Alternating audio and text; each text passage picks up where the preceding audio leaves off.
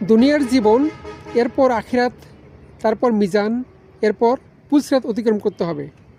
পুলসিরাত হলো জাহান্নামের উপর স্থাপিত অত্যন্ত ধারালো ও পিচ্ছিল একটি সেতু, যা পার হয়ে মুমিনরা জান্নাতে যাবেন, আর যারা পার হতে পারবেন না তারা জাহান্নামে যাবেন।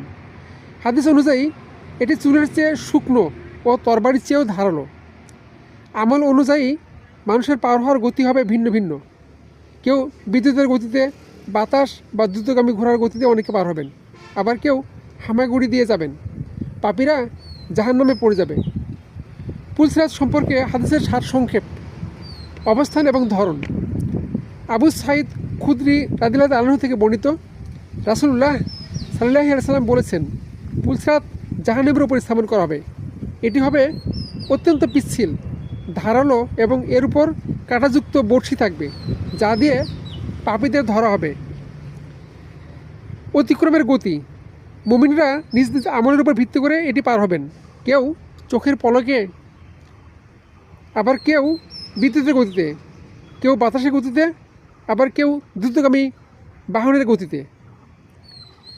এখানে আলোর ব্যবস্থা থাকবে। মুমিন পুরুষ ও নারীদের সামনে ও ডান পাশে আলো থাকবে, যা তাদের জান্নাতের পথে নিয়ে যাবে। পাপীদের অবস্থা, যাদের আমল কম বা পাপ বেশি, তারা পুলসিরাত থেকে জাহান্নামে পড়ে যাবেন। সর্বশেষ ব্যক্তি, যে ব্যক্তিটি সর্বশেষ জান্নাতে যাবে, তিনি হ্যাসরাতে কোনো রকম কষ্টের সৃষ্টে পুলসিরাত পার হবেন। হাশরের ময়দান, বিচারের পর সকলকে এই পুল পার হয়ে জান্নাতের দিকে যেতে হবে। পুলসিরাত একটি সত্য, যা বিশ্বাস করা ঈমানের অংশ। আল্লাহ তাআলা আমাদেরকে এই পুলসিরাত সহজে অতিক্রম করার তৌফিক দান করুন।